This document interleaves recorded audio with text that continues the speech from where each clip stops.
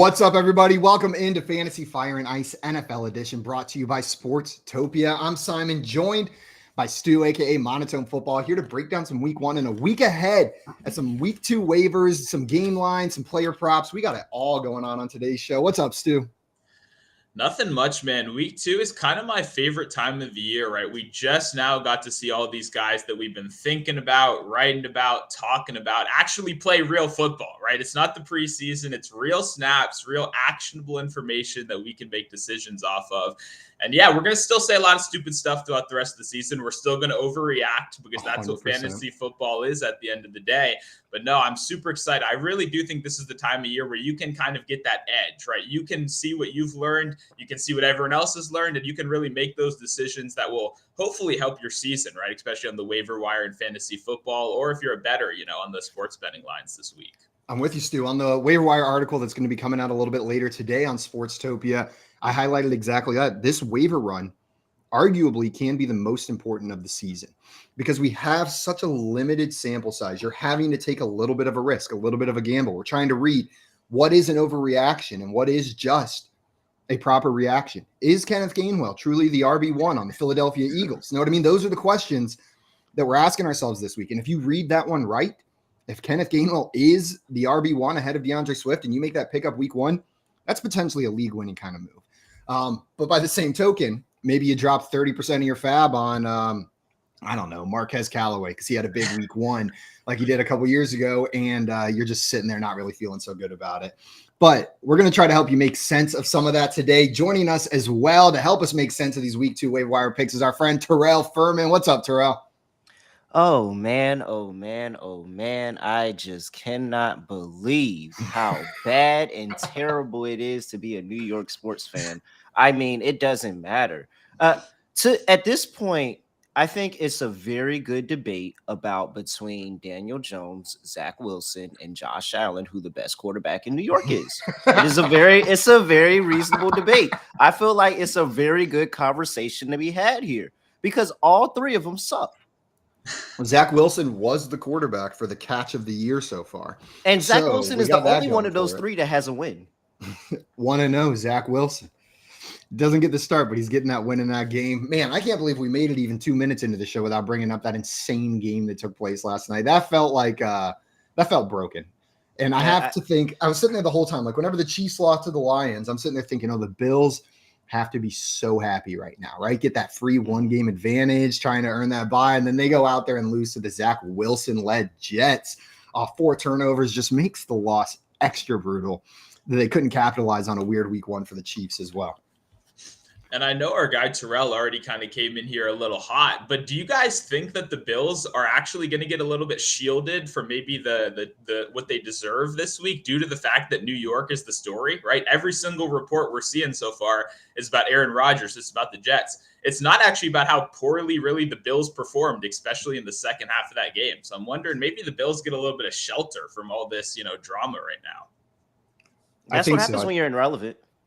That's what happens when you're irrelevant. I mean, when nobody cares about you, nobody talks about how good or bad you do. It doesn't matter what happens to the Giants or the Jets. Now that they had Aaron Rodgers, they were getting pressed, but they weren't even getting pressed for a while. It was all about what's going on with the Giants. So, I mean, when you're irrelevant, people don't talk about, you losing 4 straight Super Bowls or anything like that.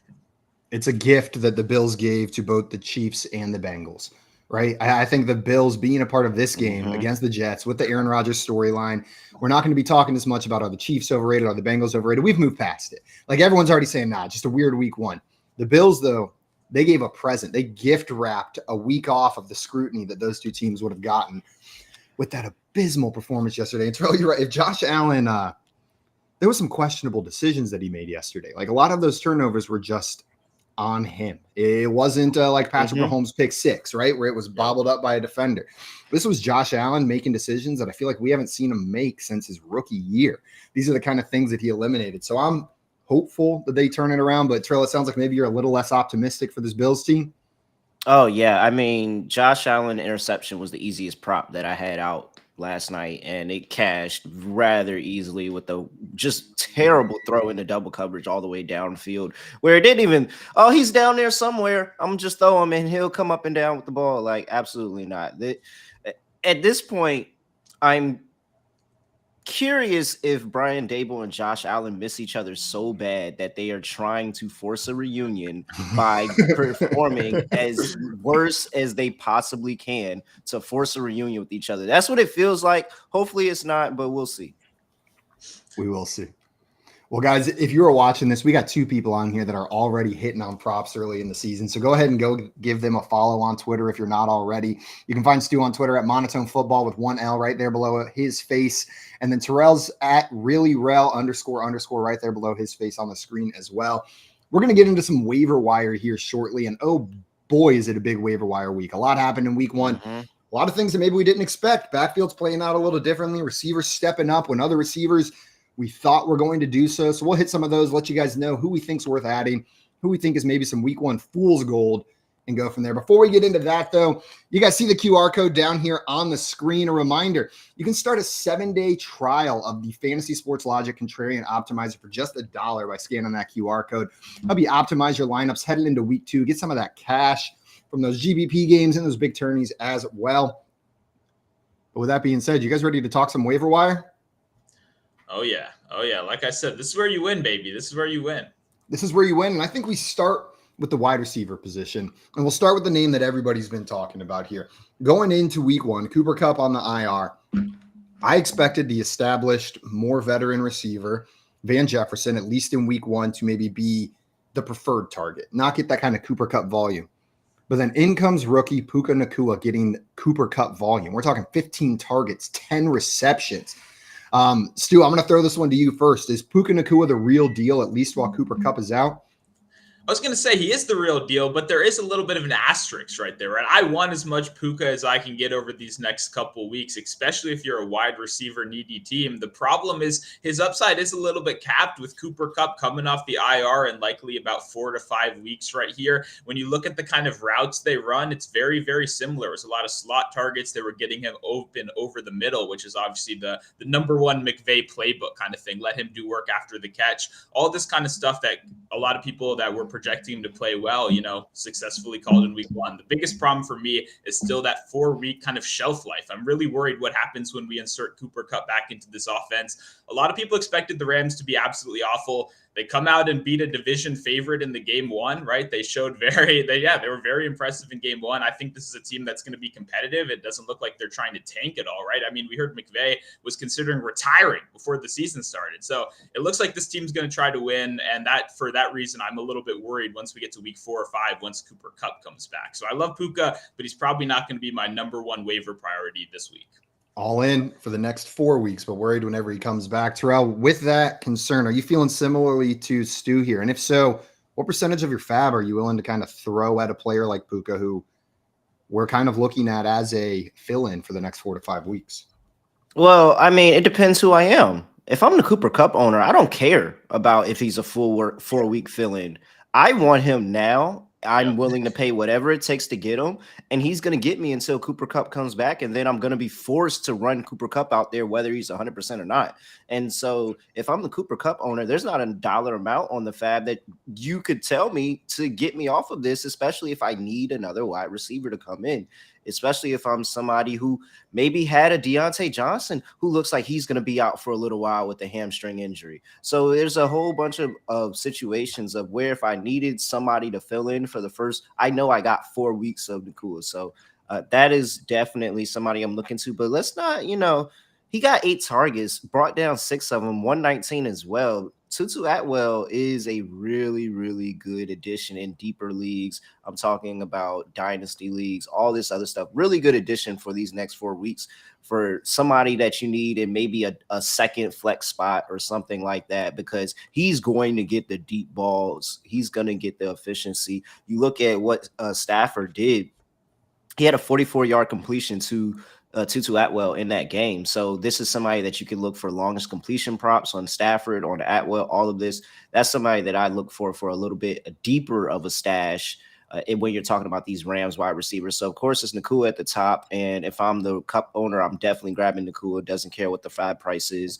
But if I need somebody to stash in deeper leagues, I'm definitely going for a Tutu Atwell because he's going to get the deep balls. Going back to what Stu said about the kind of routes that Puka Nakua is running versus the kind of routes that Tutu Atwell's running. Atwell's target share in this offense may be safer long-term than Puka Nakua's is whenever Cooper Kupp comes back. The position that he's playing on this field, the role that he's playing in that offense may stay insulated. Now, that's not saying he's going to be consistent. He's going to be consistently inconsistent given the type of targets that he's getting on that field. But you're telling me we're not going to get a couple big Tutu Atwell games with the kind of arm that Matthew Stafford has in that Rams offense? They're coming. I'm with you, Terrell. I'm with you.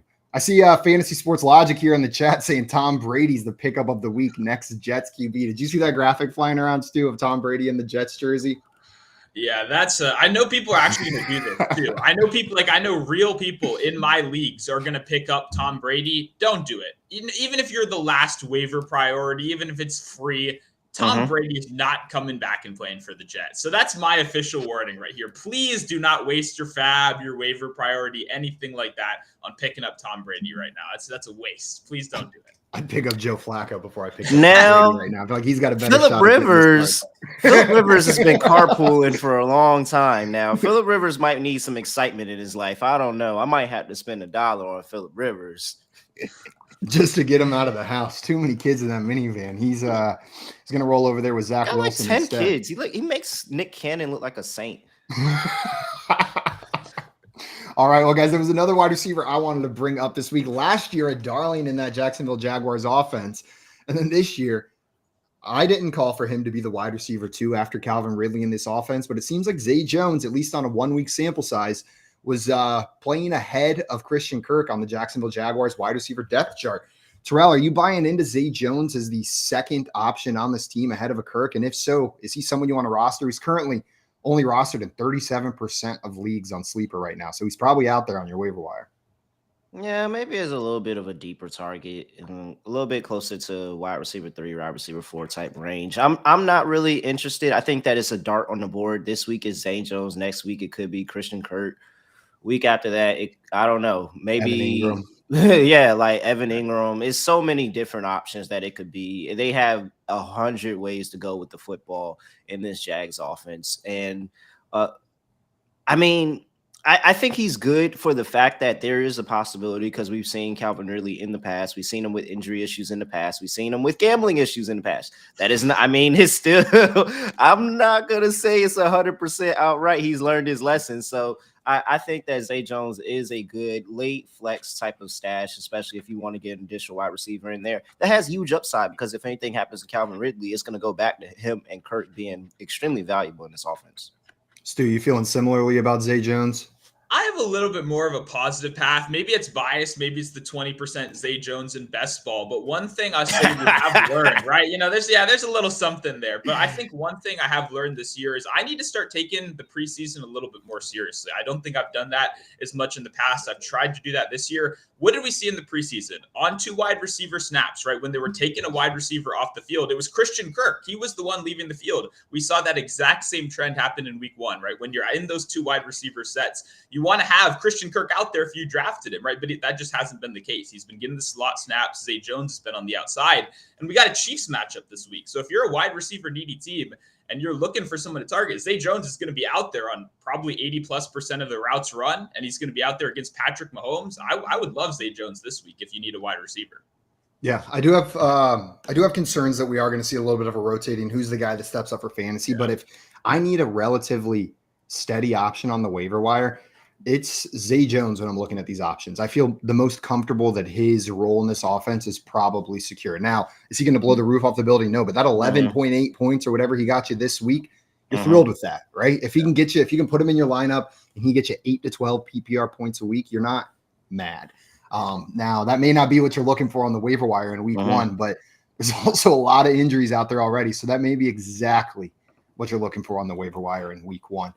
Let me go to another wide receiver that has a little bit more ownership. I had him in the value finder for DFS this week in my article. Make sure you check that out at Sportstopia.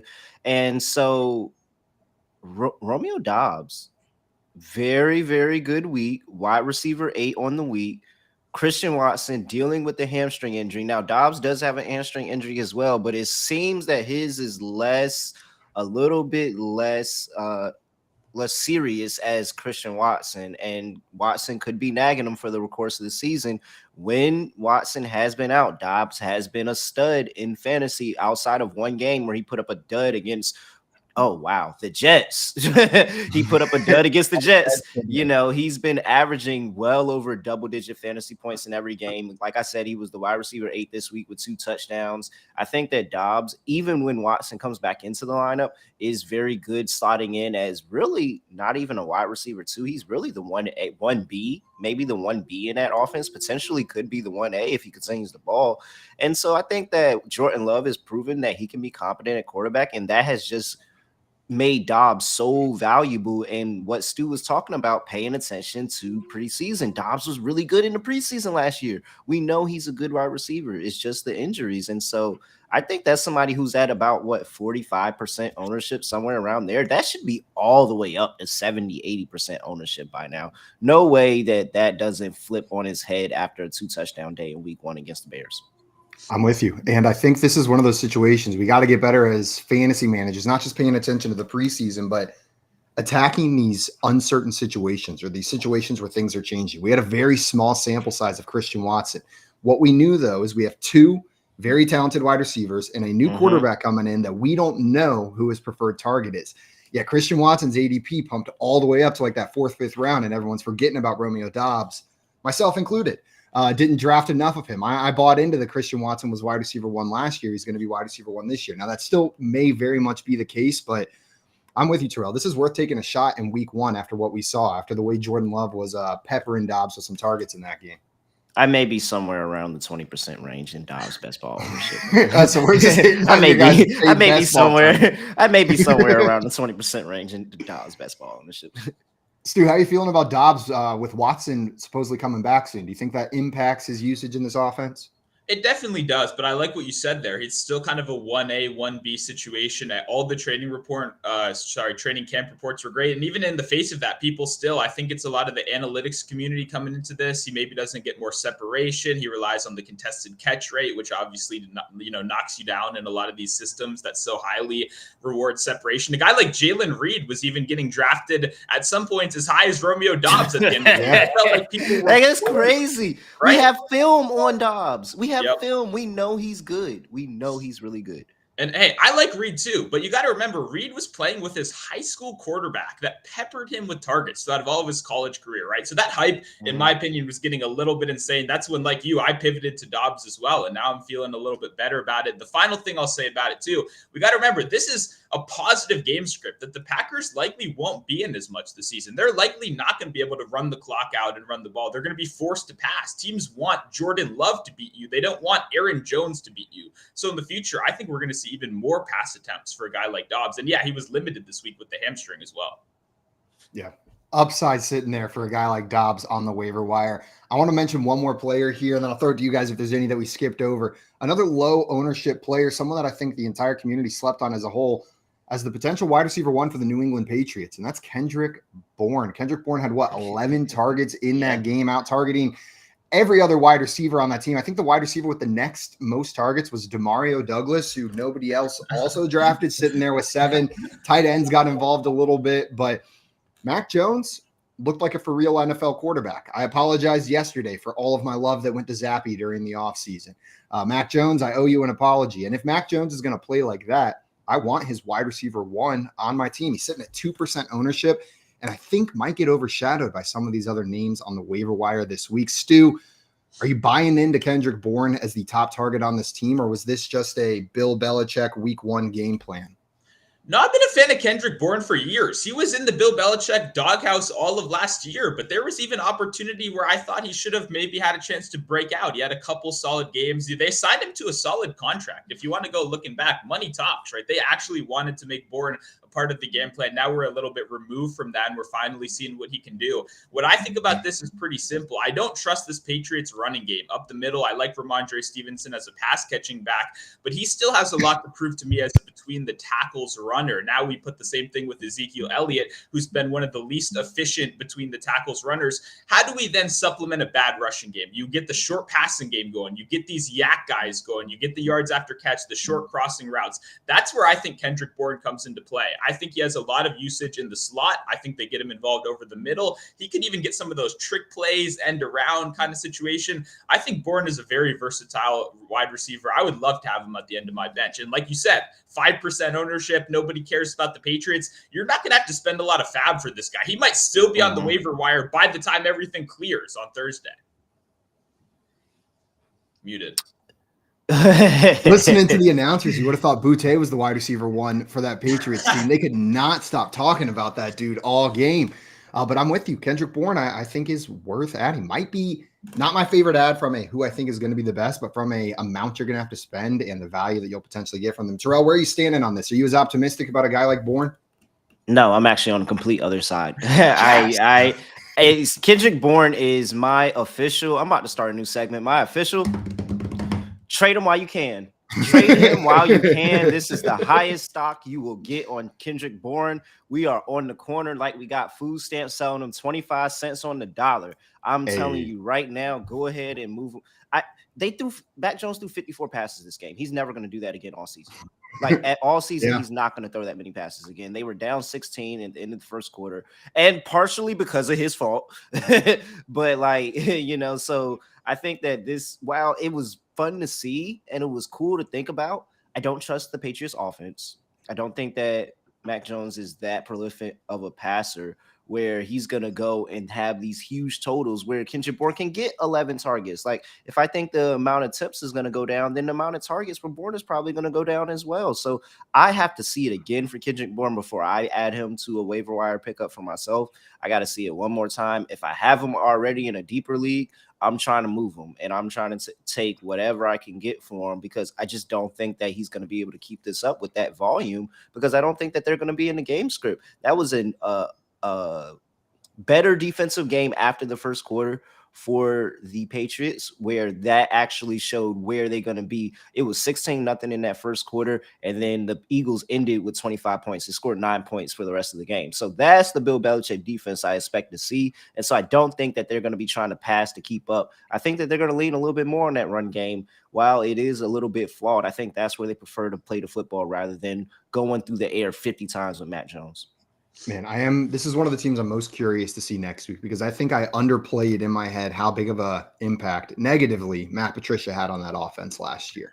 Having Matt Patricia call plays, I'm trying to throw out all of my previouses, my biases from last season, what we saw, because man, that was brutal. And this offense already looks a lot different, but we got to see another week because that was a weird game script.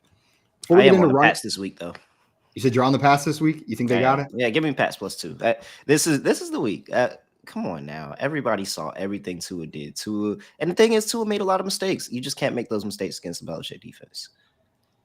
It's the reverse now, where instead of the Pats or the Dolphins coming in and stealing one from the Pats are coming in and stealing one from the Dolphins. Yep. Before we get into running backs, we got a question here.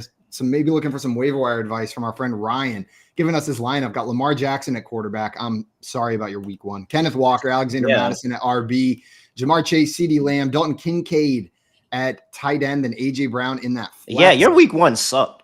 Yo, that's brutal. Sorry. I didn't mean to say it like that. Wants to know what he's got to do going forward.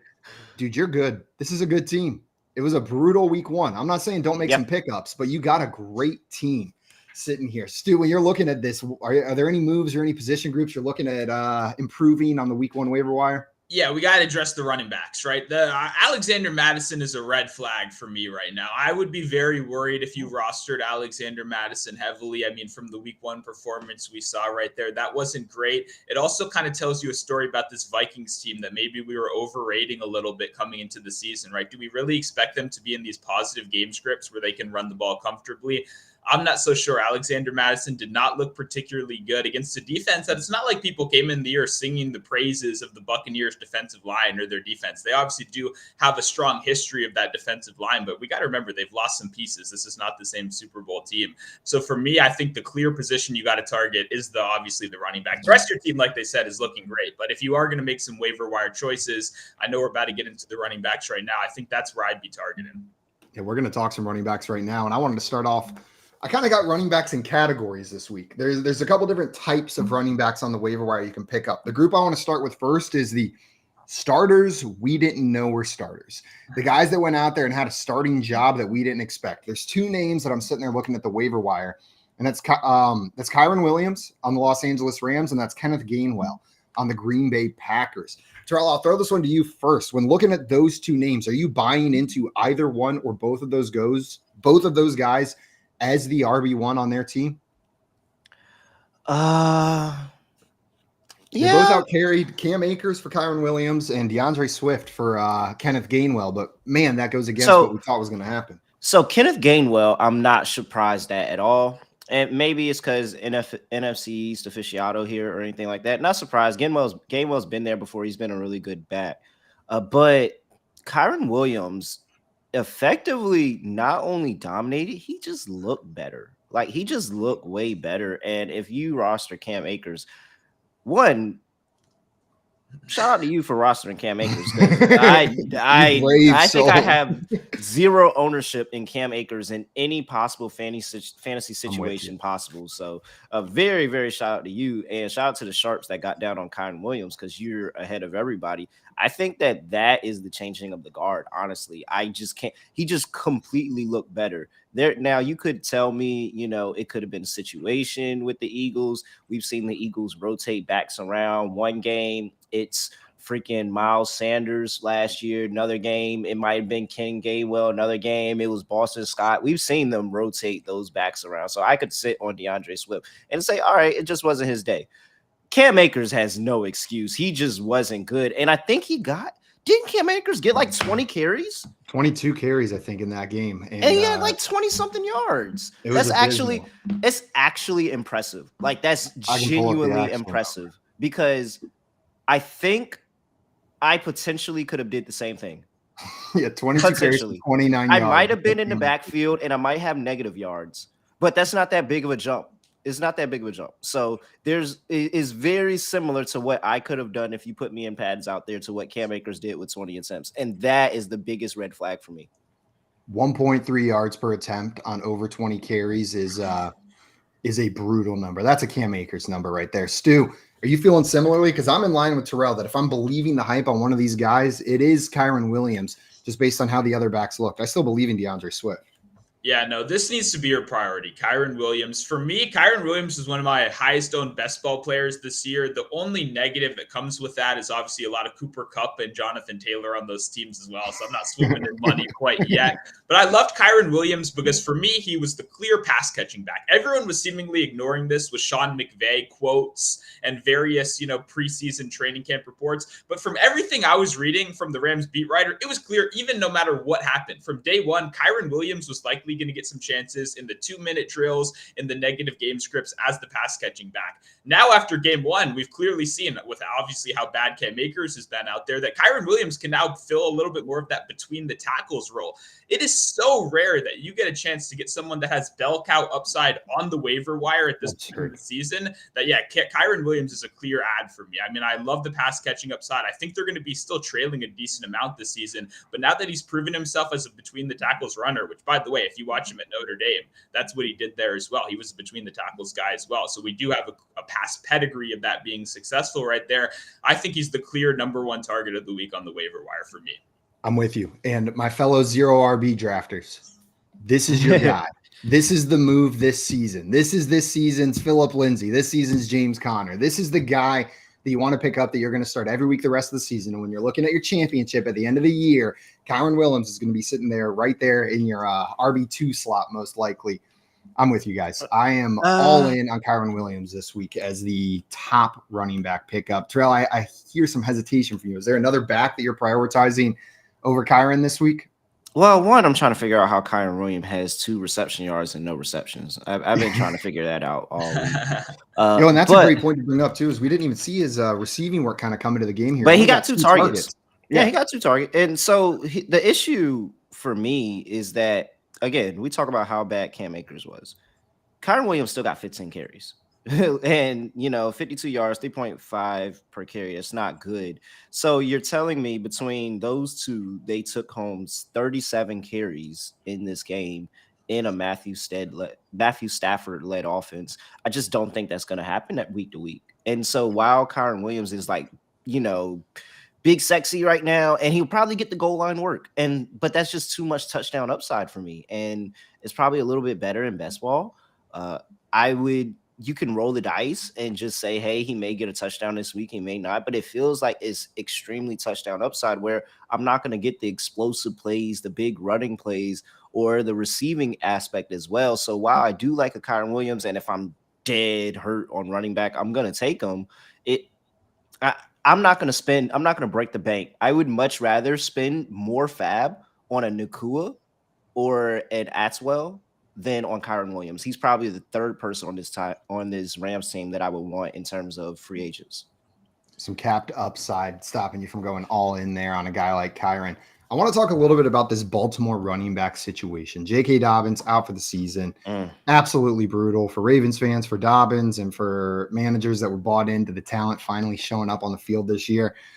We got 3 running backs, though, that are in the picture here. I know most people are just talking about 2, but we got to talk about all 3 of them here. We got Justice Hill, we got Gus Edwards, and we got Melvin Gordon. Justice Hill, shockingly, got the goal line work over the running back literally built to be a goal line bowling ball, Gus Edwards. Gus Edwards, again, averages over 5 yards a carry in his career, was 4 yards a carry in this game. We know what kind of back he is, but what we saw in that game was a dead even split between him and Justice Hill. And now here comes Melvin Gordon off the practice squad. John Harbaugh saying good things about him, adding him to the team. Stu, what do you make of this situation? Which of these 3 backs are you prioritizing? Yeah, this was a sad week for me because I have a lot of Gus Edwards. Like you kind of said with the 5 yards per carry, I believe in him as a real life player, no matter what. So when I'm at the end of my best ball drafts and when I'm at the end of my fantasy drafts, for me, I want to prioritize guys that I think are legitimately good players, right? Because it is a little bit less common in those rounds. The problem is he is so touchdown dependent in this offense. And now you're talking about a touchdown dependent running back playing with Lamar Jackson, playing with Mark Andrews, and now playing with another running back who stole his 2 touchdowns in the last game. And obviously Melvin Gordon, we know, has been a traditional goal line running back. I know you said we have to talk about all 3. I don't agree with that. Don't pick up Melvin Gordon. I don't want to think about Melvin Gordon at all. That's talking about him. Okay. That's fair. But for me, the point is, as a huge Gus Bus owner, right, as a huge fan of him personally, I'm not going to be rolling him out this week as a starter. And that's even with some pretty rough running back weeks. I just talked about how I got 4 points from Antonio Gibson a little bit earlier. I'm probably going to have to run Antonio Gibson out there ahead of Gus Edwards just because he's so touchdown dependent. And I just don't see the upside considering he didn't get the goal line work in the last game. Terrell, are you feeling similarly here about the backs here in Baltimore? Maybe no real upside for any of them. It sounds like they're eating into each other.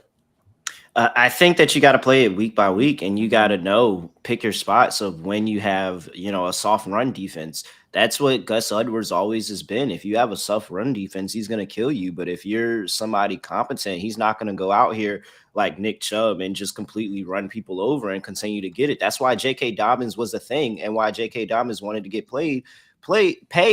And it's because that J.K. Dobbins has that burst. He has that acceleration, that speed. He makes big plays when he's running the football. Gus Edwards, big plays, a little bit more limited, even though he's still a really, really good back for this offense. And so it's the same thing with Kyron Williams for me. Like, I'm not overly jumping to go grab a Gus Edwards. I'm not going to break the bank to go grab him because I don't think he's that much of a league winner for me. I think that he's going to be a good piece. I think that he'll be a good spot start, and I'll probably get lucky a week or two and he falls into the end zone when I start him. But to go out there and say that I'm allocating a certain portion of my fab budget or I'm using my number 1 waiver priority, absolutely not.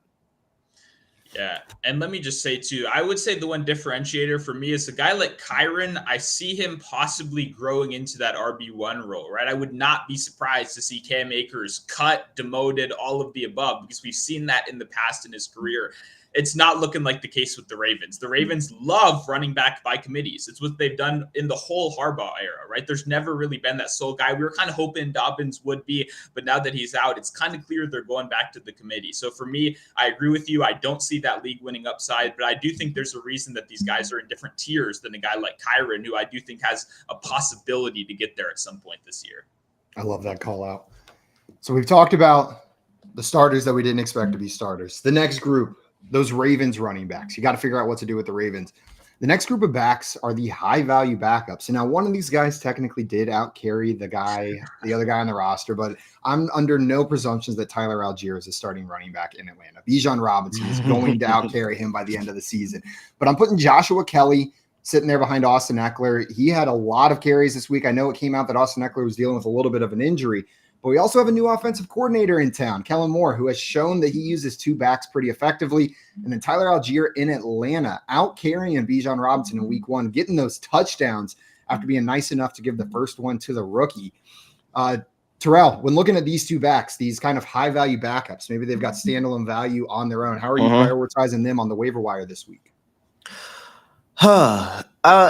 Joshua Kelly is interesting because I do think that he, as being a handcuffed Austin Eckler, already gives value. And I think that he probably should have been drafted off of that alone, not expecting him to go 16 for 91 and a touchdown in week 1.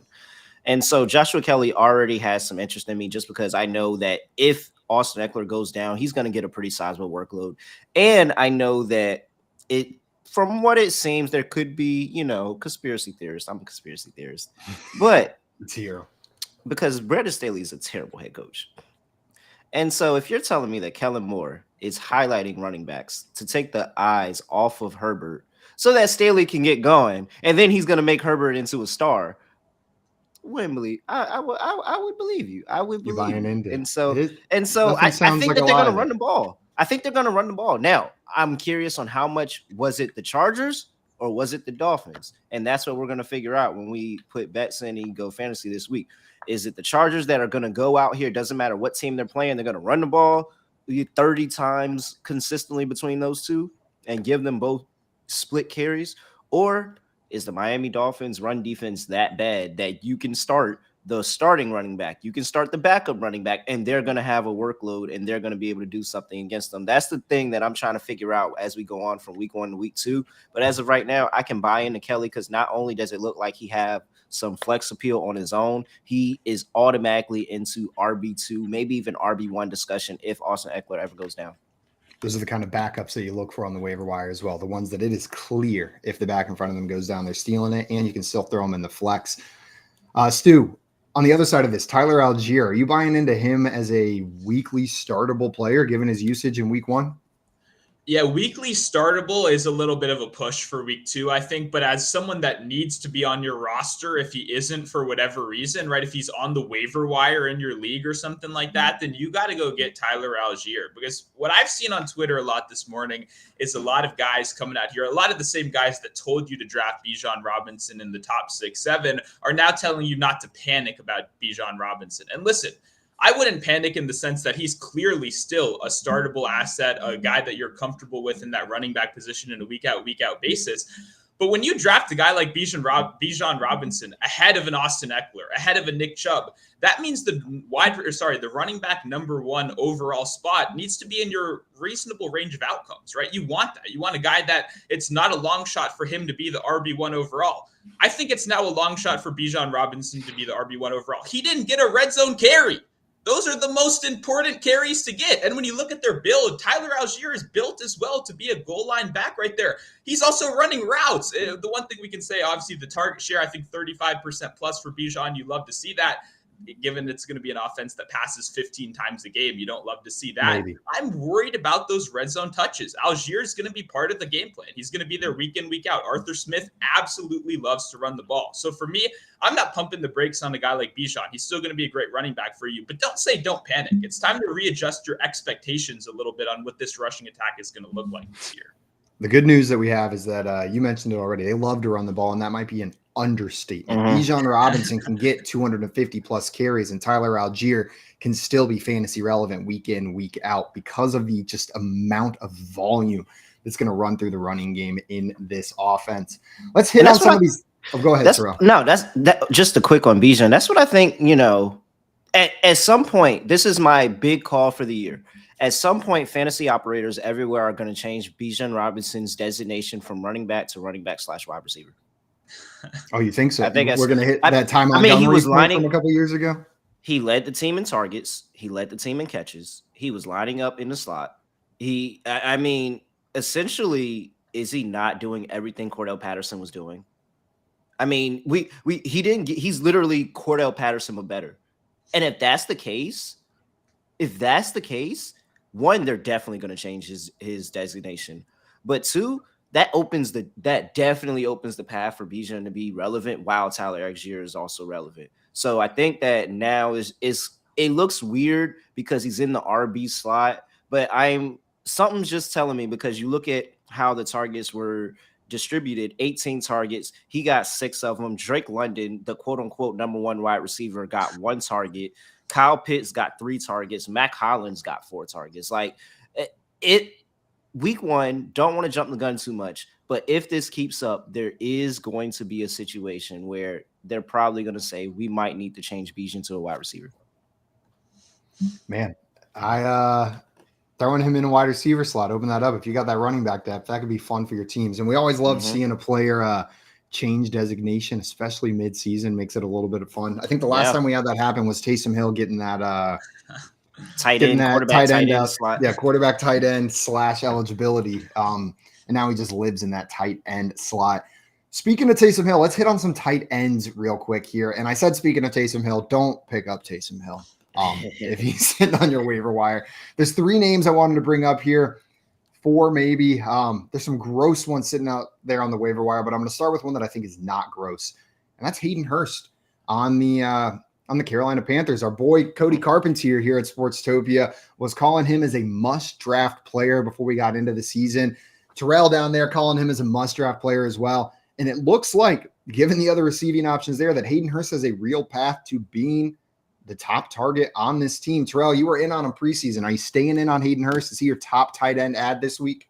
Yeah, I had him in the Value Finder article on Sportstopia, and he was my top tight end for price and value in terms of DFS. He was going as tight end 20 something. He was all the way at the bottom, and he ended up finishing as the tight end 2, only behind Hunter Henry, who is also at the bottom. So it's Hayden Hurst is my sell him while you can guy. Sell him while you can.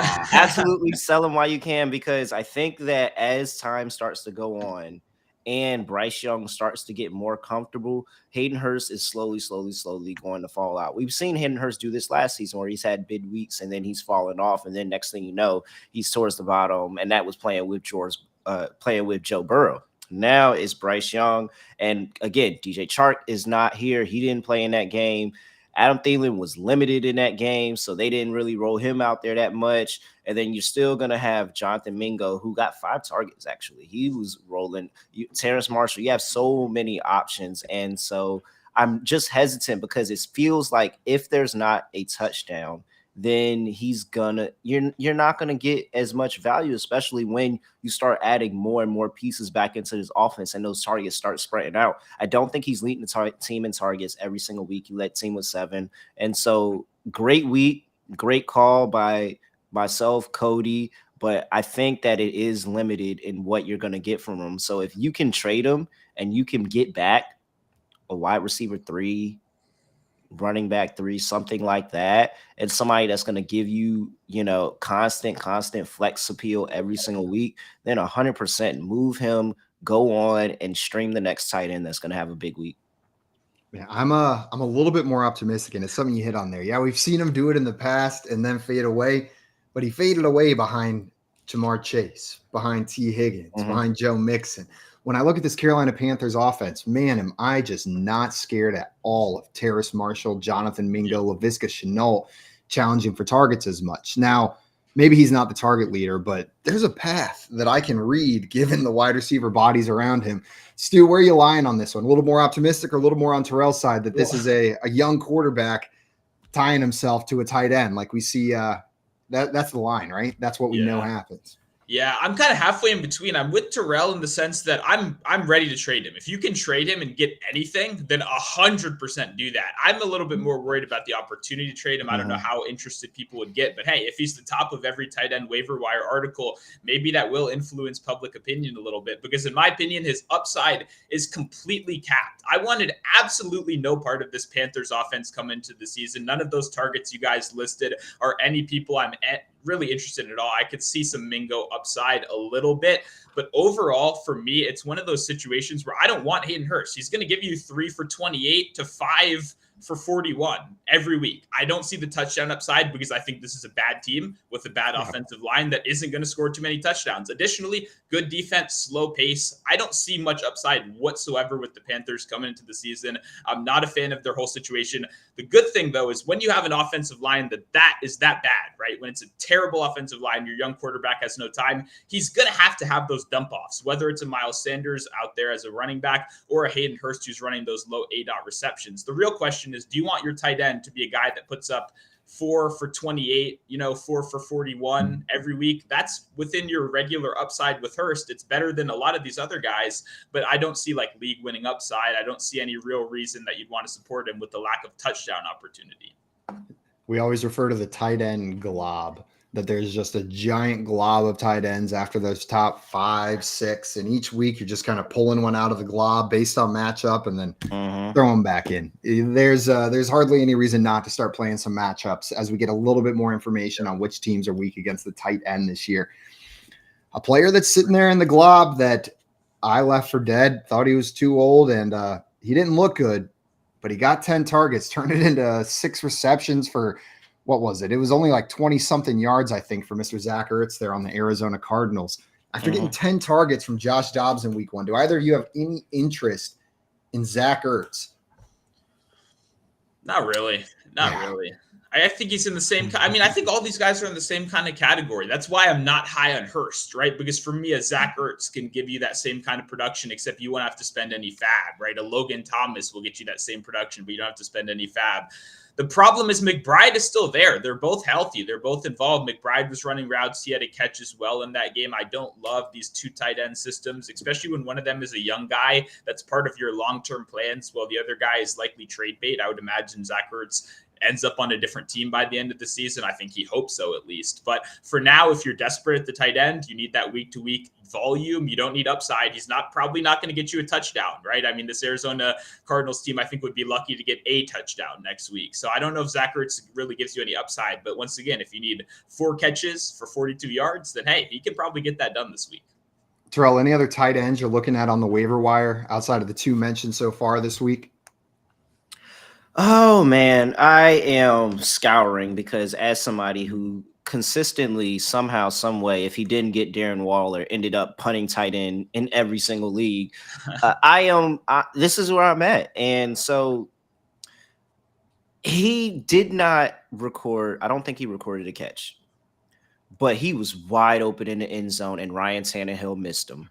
But Chig Okongwu is the guy. He's the guy. I don't know if so at a point, Ryan Tannehill was very startable for fantasy. It was ugly, but he was startable. He was never going to kill you. He was going to get you 15 to 18 points. You wasn't going to feel bad. You was going to move on. You had a good rest of your team.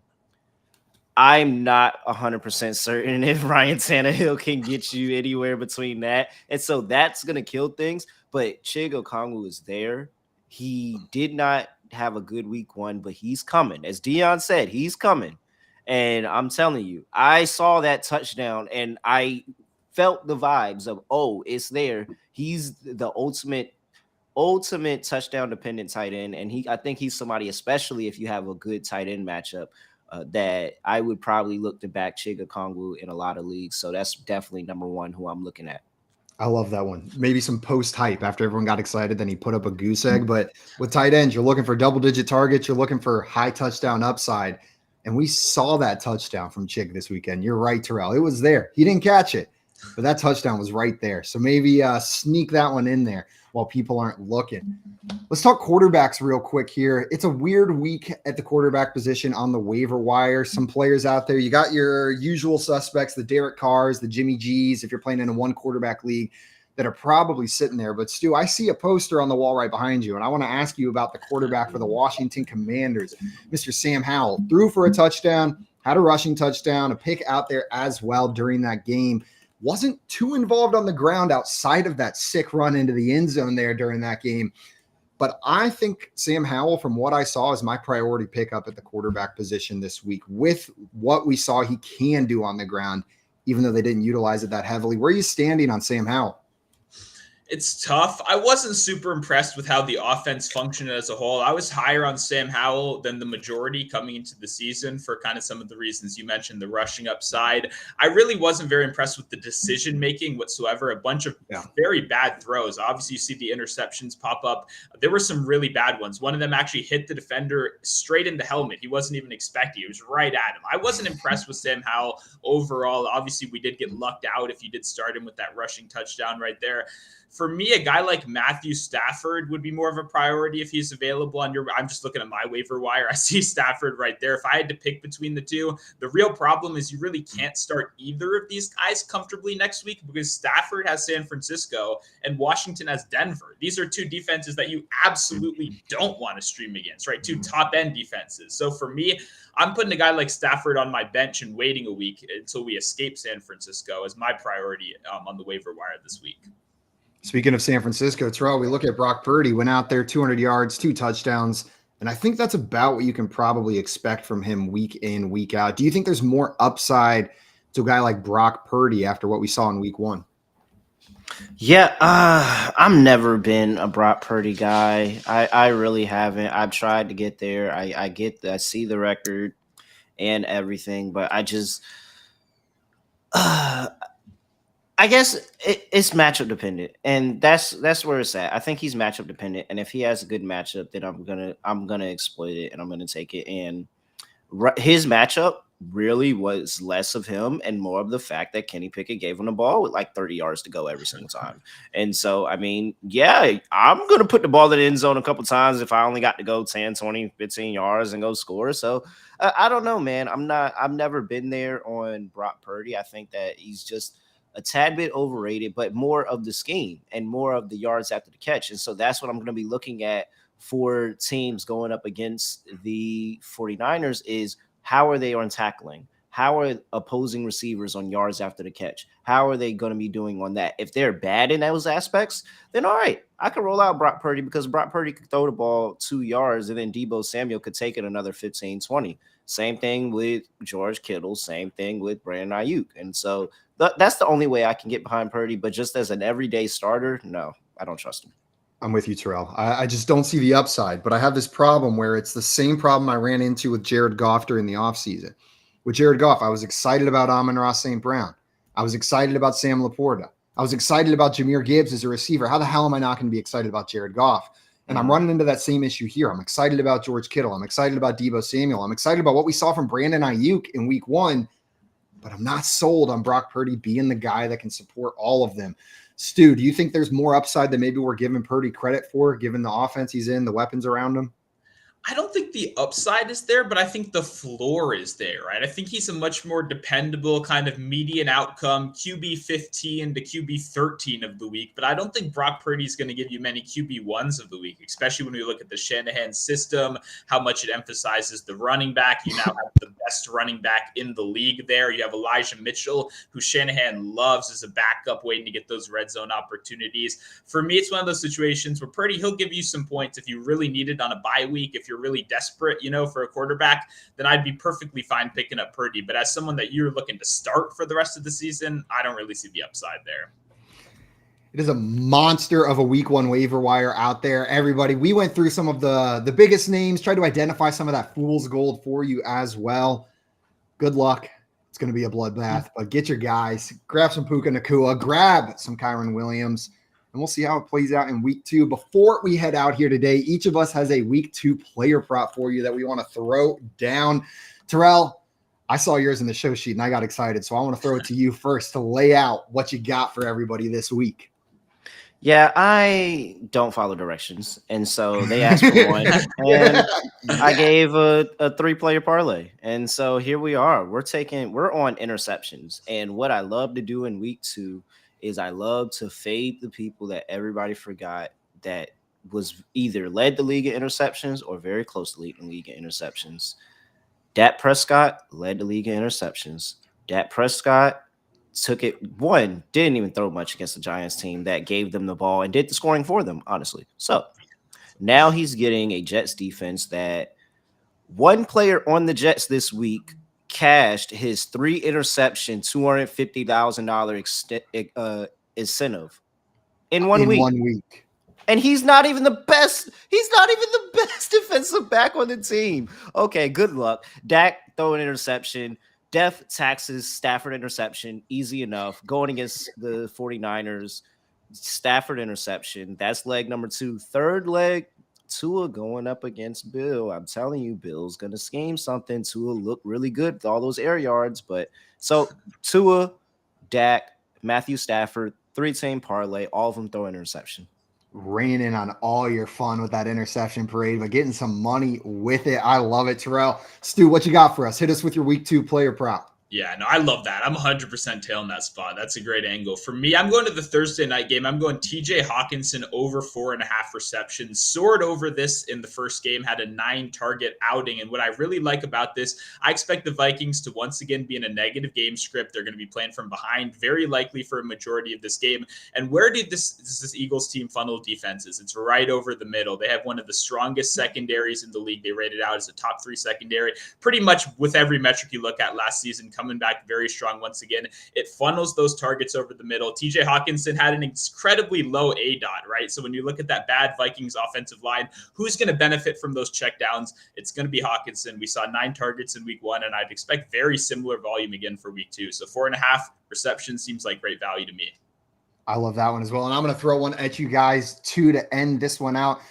After seeing that Jets defense last night, I'm taking Tony Pollard under his 70.5 rushing yards next week going up against that New York Jets D line. I just don't think he quite gets it done. That's a pretty high total for a running back. I know Pollard's good. He's got the wheels, but I don't see it happening against that Jets defense. All right, well, guys, that is going to be it for us today. Thank you, everybody, for coming and hanging out with us. We'll be back next week and tomorrow at the same time. I'll be here back with Terrell and our friend Steezy A. Smith going over some week 2 stuff for you guys. Hit some of those stacks and help you out with your DFS lineups. Until then, though, make sure you follow Sportstopia on Twitter at Sportstopia HQ and subscribe to the Fantasy Fire and Ice podcast anywhere podcasts can be found. And make sure you don't miss any of Terrell and Stu dropping straight facts on you guys on Tuesdays, helping you win some of that cash. Until tomorrow, though, we are out of here. Enjoy the rest of your Tuesday. Adios, everyone.